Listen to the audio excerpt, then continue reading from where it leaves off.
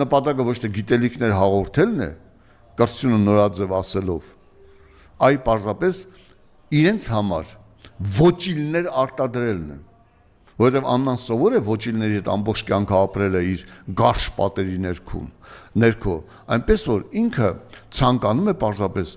նոր ոչիլաբուծարան է ստեղծել, կրթությունը նորաձև է կեղծ թեզի ներքո։ Ինչևից է